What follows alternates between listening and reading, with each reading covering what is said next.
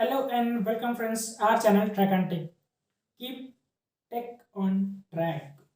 तो फ्रेंड्स आज हम बात करने वाले हैं रैम के बारे में, जिस रैम की फुल फॉर्म होती है रैंडम एक्सेस मेमोरी।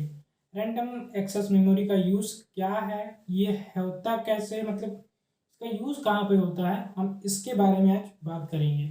और आपको किस टाइप्स की रैम लेनी चाहिए, कौन से वर्जन की लेनी चाहिए, और आपके सिस्टम में वो सूटेबल है कि नहीं, इसके बारे में भी हम बात करने वाले हैं। तो और दो तीन चीज़ इसमें से कि इसमें हम बात करेंगे रैम्स के बारे में आगे। तो सबसे पहले हम शुरू करते हैं अपनी वीडियो को।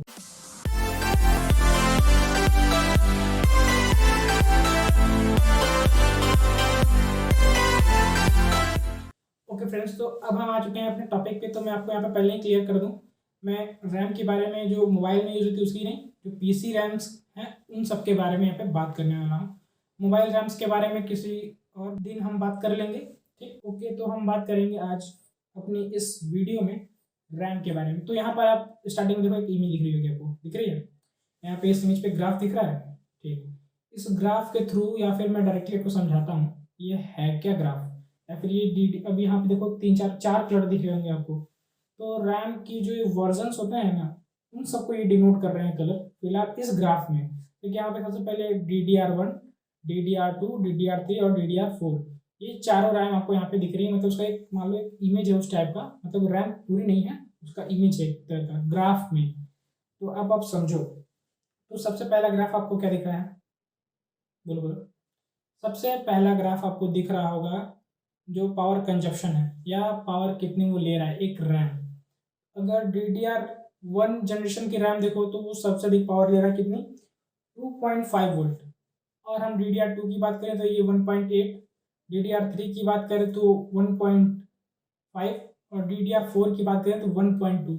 मतलब कि जैसे जैसे जनरेशन आगे बढ़ रही है वैसे वैसे पावर कंजप्शन कम हो रहा है। लेकिन अगला ग्राफ आप देखो, यहाँ पे स्पीड का होगा। स्पीड में मतलब कि स्पीड जो उसकी होती है रैम्स की, मेगाहर्ट्ज में नापी जाती है। जैसे कि कंप्यूटर में आप जानते होंगे इसकी कंप्यूटर की इकाई, जैसे कि बिट बाइट, और बिट बाइट, किलोबाइट, मेगाबाइट, तो उसी में एक आता है इसका मेगाहर्ट्ज। मतलब कि ये एक सेकेंड में कितने बार अप एंड डाउन इसमें करंट होता है, मतलब कि इसकी फ्रीक्वेंसी क्या है इस रैम की। तो यहाँ पे ये रैम की स्पीड ही इसकी फ्रीक्वेंसी होती है। तो जितनी ज़्यादा फ्रीक्वेंसी उतनी स्पीड रैम। तो यहाँ पे सबसे पहले आप रैम की स्पीड देख रहे हो, 266 मेगा हर्ट्स है, जो बहुत कम है। उसके बाद सेकेंड जनरेशन की जो हमारी रैम है उसमें 400 मेगा हर्ट्स है, जो उससे थोड़ा सा बेहतर है। और हमारी थर्ड जनरेशन मतलब कि DDR3 रैम में 1600 मेगाहर्ट्ज की स्पीड आप देख रहे हो। अब उससे जस्ट अगले वाले पे चलते हैं, तो ये हमारी DDR4 रैम, इसमें 2133 मेगाहर्ट्ज की स्पीड है। मतलब कि अभी तक की जो इस ग्राफ में रैम है, मतलब कि DDR4 रैम सबसे फास्ट है यहाँ पे आपकी। और अगली आप यहाँ पे ग्राफ में दिख रहे हो कि डेंसिटी, ये डेंसिटी एक बहुत ही मतलब कह लो छोटा सा टॉपिक है, लेकिन रैम के मामले में बहुत इंपॉर्टेंट रहता है। ये आपके पीसी की जो परफॉर्मेंस है 20 गुना तक बढ़ा सकता है।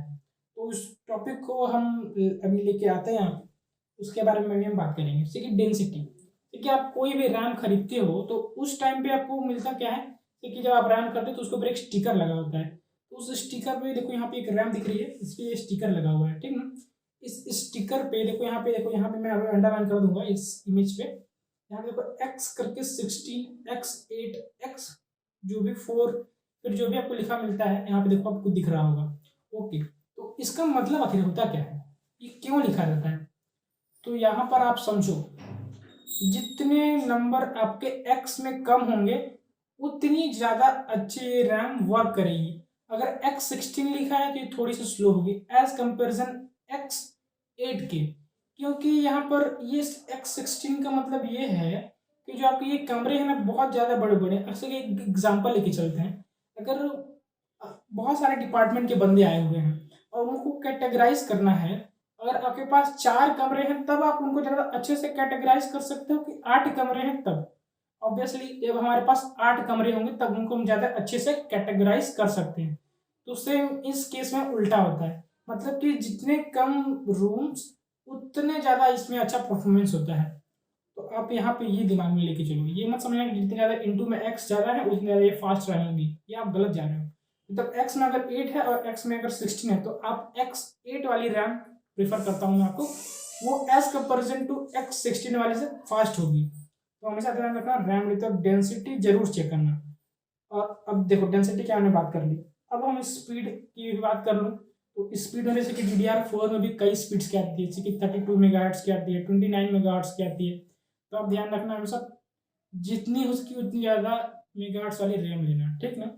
उसके बाद उसका पावर कंजप्शन चेक कर लेना कि कितना सा पावर कंजप्शन है। कम पावर कंजप्शन, कम बिजली बिल, ज़्यादा बचत, ये हमेशा ध्यान रखना आप लोग।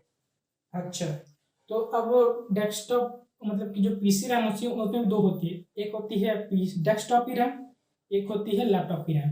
डेस्कटॉप की जो रैम होती है वो बड़ी होती है, लेकिन जो आपकी ये क्या बोलते हैं, सॉरी, लैपटॉप की जो रैम होती है वो कॉम्पैक्ट डिज़ाइन होती है, लेकिन वर्क दोनों का सेम होता है।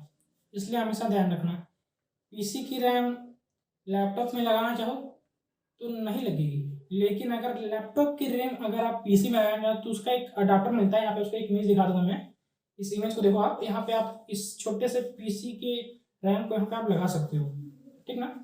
ओके, चलो अब हम मोटा मोटी हमने इस वीडियो में रैम की में क्या क्या आपको देख के लेना चाहिए इसके बारे में हम बात कर चुके हैं। तो सबसे पहले आप क्या देखोगे, जनरेशन, किस जनरेशन की आप रैम ले रहे हो।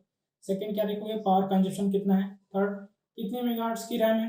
फोर्थ, इसकी कैपेसिटी कितनी है, मतलब जितनी ज़्यादा आप रैम, अब देखो रैम के बारे में हम तो बहुत सारी बात कर ली, अब एक्चुअली रैम वर्क कैसे करती है इस टॉपिक पे हम बात करेंगे। तो मैं एक आपको अपने कंप्यूटर स्क्रीन पे लेके चलता हूँ और आपको एक छोटे से एग्जांपल के थ्रू समझाता हूँ। ओके फ्रेंड्स, तो हम आ चुके हैं अपनी कंप्यूटर की स्क्रीन पर। जैसे कि मैं आपको यहाँ पर बता दूँ, अगर आप किसी भी एप्लीकेशन को मान लो रन करा, तो यही एप्लीकेशन है, मान लो इसकी ये सारी फाइल्स हैं, इसको आप जब रन कराओगे तो ये उठ के कहाँ चला आएगा, रैम पे। मान लो ये आपकी रैम, ये जो डेस्क है आपकी रैम है, इस रैम पे आया और रन शुरू हो गया, रन करना फाइल। और जब इस फाइल को आप रन कराते हो तो ये प्रोसेसर के बीच में और रैम के बीच में बहुत तेज़ी से डाटा आता और जाता है, और फाइल रन होती है और उसका आउटपुट हमें स्क्रीन पर मिलता है, या फिर डिस्प्ले पे जिस पे हम देख रहे हैं उस डिस्प्ले पे हमको उसका आउटपुट मिलता है। तो अब यहाँ पर रैम देखो करता क्या है बेसिकली, रैम आपने स्विच तब होती है जैसे कि आपने किसी फाइल को या फिर किसी एप्लीकेशन को रन कराया। अब ये रैम करेगा क्या, रैम उठ के जाएगा कहाँ, हार्ड ड्राइव या इंटरनल स्टोरेज पे, जहाँ पे आपकी फाइल्स सेव हैं उस एप्लीकेशन की। यहाँ पे आया ये, और यहाँ से फाइल्स को उठाया और लेके कहाँ गया, अपनी डेस्क मतलब रैम पे कंप्यूटर, और उस फाइल को पढ़ना या उस पर काम करना चालू किया। और जब उस काम किया और मेरे को क्या मिला, आउटपुट मिला उससे, ठीक। और अब ये समझो कि अगर आपके पास बड़ी रैम मतलब कि बड़ी टेबल होगी, तो आप एक टाइम में देखो एक 3 फाइल एक साथ काम कर सकते हो, सेम है। छोटे एप्लीकेशन को रन करा रहे हो कोई दिक्कत नहीं है, लेकिन जैसे ही आप थोड़े से बड़े एप्लीकेशन को रन कराओगे तो ये वाली जो रैम है आपकी ना कम पड़ने लगेगी। तो क्या होगा कि आपके डिवाइस पे लैग होना शुरू होगा, क्या होगी, फाइल रुक रुक के चलेगी। क्यों रुक रुक के चलेगी, क्योंकि रैम की ये प्रॉपर्टी है कि वो जब भी किसी भी एप्लीकेशन को रन कराती है, जिसका काम खत्म उस फाइल को वापस हार्ड ड्राइव में, और जिस फाइल की जरूरत है वापस उसको कहाँ लेके आता है, रैम पे। तो ये जब ले जाने और ले आने में जब ज़्यादा टाइम लगता है ना, तो ये हमको प्रोसेसर और रैम के बीच में क्या गैप मिलते हैं, जर्क्स मिलते हैं, जिसकी वजह से वो डिस्प्ले पे डिस्प्ले होता नहीं है वो फाइल, या फिर रन नहीं होता है, लगता है कि वो रुक गया है। और उसका कभी कभी होगा आप अचानक से पूरी हो जाती है गेम ओपन, या फिर जो रुकी हुई अचानक से सारा दिखाई देता है, फिर वापस शुरू हो जाता है। तो ये क्या हुआ, लैग हुआ। मतलब कि ध्यान देना, जब भी आप अच्छे रैम को लोगे तो वो क्या करेगा, ज़्यादा फाइल्स को रन कराने में सूटेबल होगा, मतलब ज़्यादा बड़ी फाइल्स की रैम उतने ज़्यादा अच्छे से उस फाइल को रन करा पाएगी। इसलिए हमेशा ध्यान दो, बड़ी रैम लो मतलब बड़ा टेबल लो, तो आप एक बार में 5 फाइल्स ओपन कर सकते हो, लेकिन छोटे टेबल पे कितनी, एक। तो ध्यान रखना, अगर बड़ा गेम जैसे कि आप पबजी जैसे आप मोबाइल में खेलते हो, तो वो आपके मोबाइल में अगर 2 GB की है तो सही से नहीं चलती, लेकिन हाँ वहीं पे अगर 4 GB की रैम है तो काफ़ी अच्छी चलती है। लेकिन व्हाट्सअप तो आप 1 जीबी पे भी चला सकते हो, 4 जीबी में भी चला सकते हो, लेकिन पबजी गेम आपकी 1 जीबी पे नहीं चलती है। क्यों नहीं चलती है? क्योंकि उसकी फाइल ही सपोर्ट नहीं करेगी इसमें। तो ध्यान रखना हमेशा, अगर बड़ी गेम है, बड़ी फाइल्स हैं, तो उसके लिए बड़ी रैम भी चाहिए, क्योंकि जितनी बड़ी ज़्यादा फाइल रहेगी उतना बड़ा रैम भी चाहिए। नहीं तो उस फाइल पे वो जब अटेगी ही नहीं डेस्क पे वो फाइल, तो आप उसको कैसे पढ़ोगे, मतलब एक समय में कैसे काम करोगे? तो ये ध्यान रखना, जब भी आप कंप्यूटर लो तो बड़ी रैम लो, मतलब ज़्यादा रैम लो। मिनिमम तो 4 जीबी लो ही, क्योंकि आज के हिसाब के जितने भी एप्लीकेशन हैं धीरे धीरे सब पे अपडेट आते हैं। जितने ज़्यादा अपडेट आएंगे उतनी ज़्यादा वो फाइल्स बड़ी होंगी, तो और जितनी बड़ी फाइल्स उतनी ज़्यादा रैम लगेंगे। तो हमेशा ध्यान रखना, हमेशा ज़्यादा रैम लो। जैसे कि मोबाइल में पहले के जो मोबाइल होते थे या फिर पहले के ज़माने के जो रैम होते थे उन सब, पहले के ज़माने के जो मोबाइल्स होते थे उन सब में ज़्यादा रैम्स की ज़रूरत ही नहीं थी।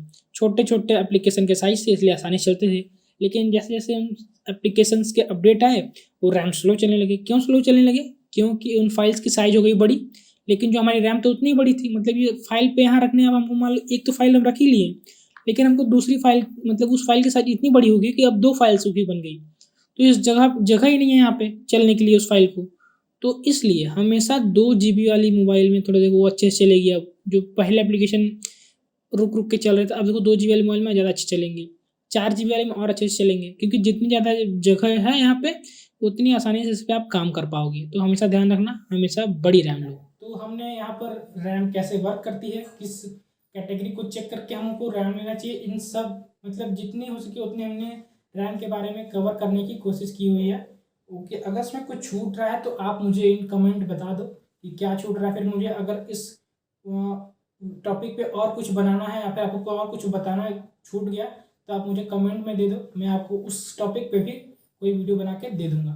तो आपको मैंने जितना हो सके उतनी आसान भाषा में समझाने की कोशिश की है। आशा करूँगा कि आपको इस वीडियो से ढेर सारी जानकारी मिली होगी।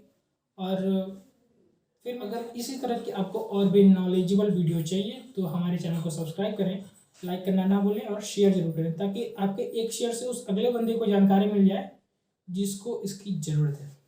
Thanks for watching Tech on track.